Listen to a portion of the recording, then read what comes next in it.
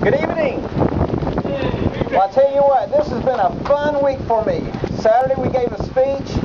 Then on Tuesday we went down to South Florida and gave a speech. Last night I gave a speech in Navarre. And just a few hours ago I was on the courthouse steps in Marianna, Florida, giving a speech.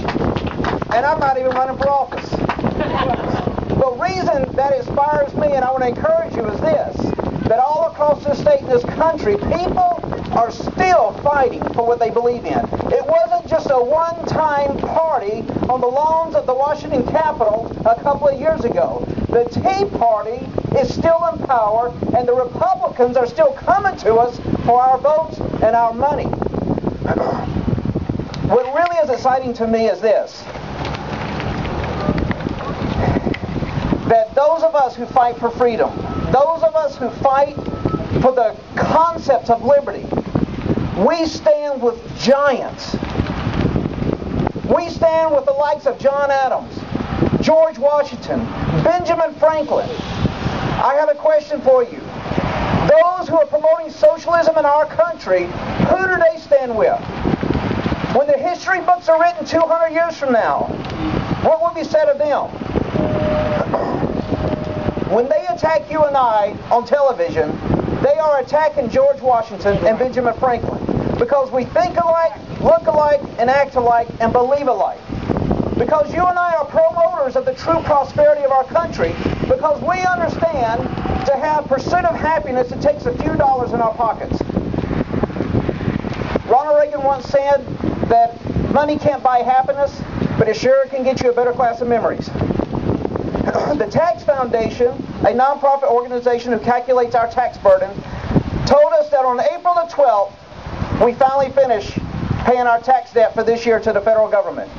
So it took us from January 1 to the April 12th, working and giving 100% of our paycheck just to cover our tax debt this year.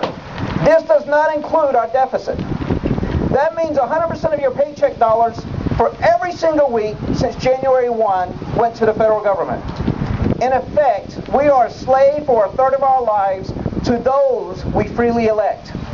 That's what I call irony. The president just this week stated that we need to raise income taxes on those who make more than $250,000 a year.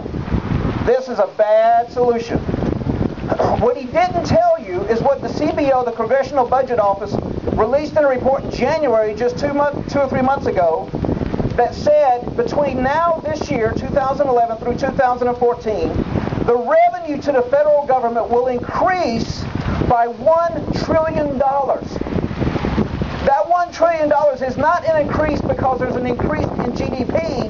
That's from the new taxation that's already in the books to come into effect over the next 3 years. $1 trillion. If we don't want to pay it, we have to repeal it. It's already coming. For my public sector union employees here, do you know what this means?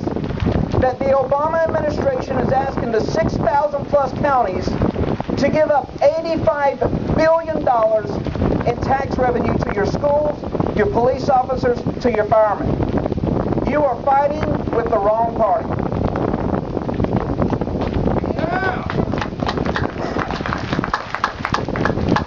So let me tell you this. When Governor Scott in the next 2 or 3 years has to make more budget cuts, I want you to remember this speech, that $85 billion in local government budget cuts were already on the books to hit 6,000 plus counties. The CBO said in that same report that this tax increase on you and I will result in the highest percentage of our income as it relates to GDP going to the federal government in the history of our nation. And why is that? It is because those who are in power lust for that power. They desire to have a controlling interest of our lives, and the only way they can do it is to control our income.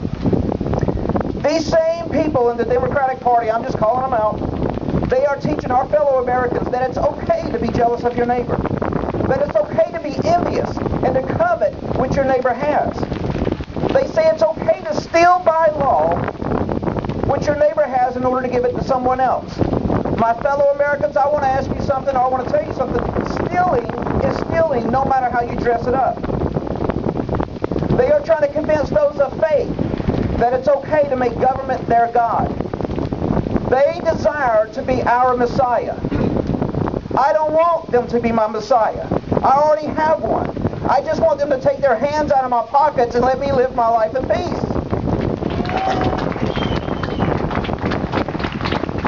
In 2009, the average American made $55,000 in income. Of that $55,000, he or she paid 40 cents on the dollar in taxes. That is ludicrous. Benjamin Franklin said it would be thought a hard government that would charge its citizens more than 10% in tax revenue. We're way, way beyond that. This same government will look at that man making $55,000, taking 40 cents on every dollar, and says, you have 4 or 5 children, it's okay if we give you a couple $100 a month in food stamps, because you need our help, because you don't have enough money. Well, yeah, he doesn't have enough money, you just took it all. In order for him to get $250 in food stamps, do you know how much it cost you and I to give it to him? $600.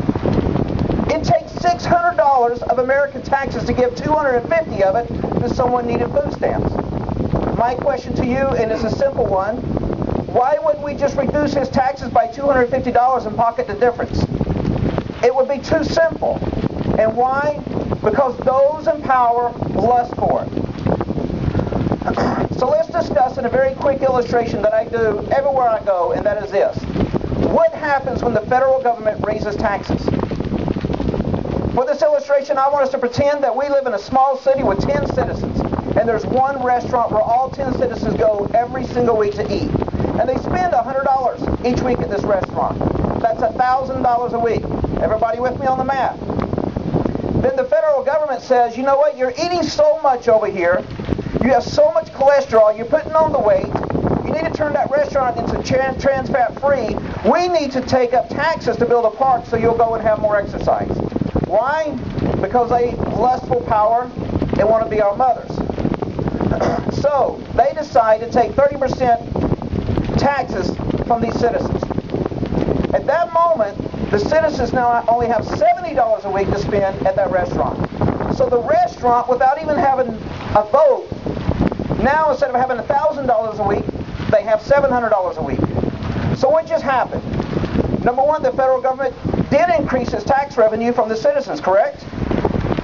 But it lost revenue from the restaurant because he's making less.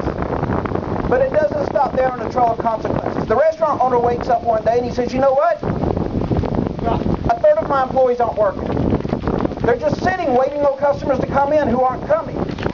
So he does like any of us would do, and he says, I have to make a budget cut somewhere. I have to reduce my expenses. So I'm going to lay off a third of my employees. So he lays off a third of his employees.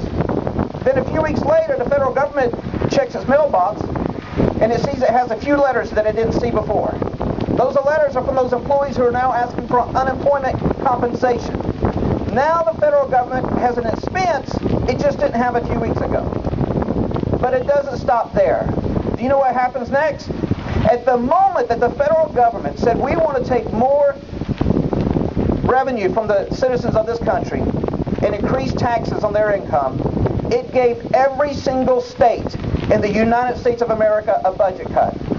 And why is that? The number one source of income for all states in our country is sales tax. And if you are spending $100 a week and I take $30 from you, you can only spend what you have in your pocket. Immediately it gave a budget cut. That's why when the federal government is going to take an extra $1 trillion from you and I over the next 3 years, it's going to reduce the budgets to all 6,000 counties by almost $85 billion. That's a lot of money. Ronald Reagan understood this concept, so when he came into office, you know what he did? He took the top tax rate at the moment, which was 70%. 70% was the top tax rate in 1980. He reduced it to 28%. In 1980, there were 33 tax brackets. The Democrats back then loved you so much, and they knew that you had a charitable heart, they wanted to give you 33 opportunities to pay more in taxes. 33 times they want to say, you can pay more. He took it down to 5. He reduced corporate taxes. Do you know what happened in the next 8 years under Ronald Reagan's revolution? government doubled. It doubled.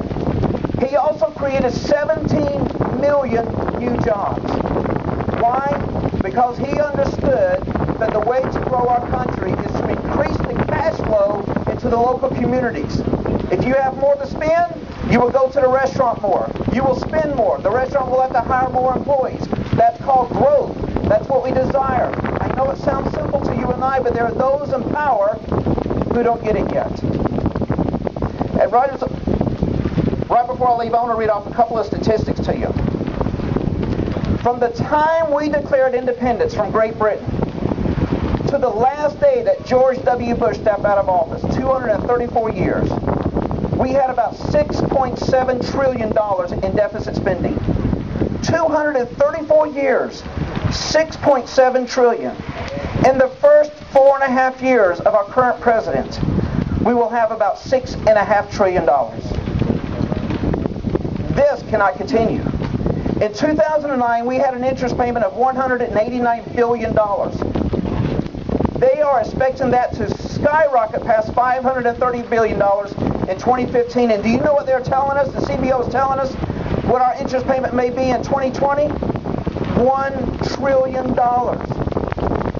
So when the CBO says, okay, 25% of this revenue that we're going to have that will come from real growth, it's going to take 100% of that just to pay for the interest payments. In fact, they anticipate that 50 to 60% of all of our deficits in the next 8 years will be as a result of this interest payment. It is killing us. For every new dollar that we spend in interest payments, they want to go borrow another dollar to maintain current spending. If you borrow another dollar, you go $1 more in debt. You go $1 more in debt, you pay a few more pennies in interest. It's like a cat chasing its tail. And why are we the only ones who understand this? They understand it, but they have a controlling lust over your life.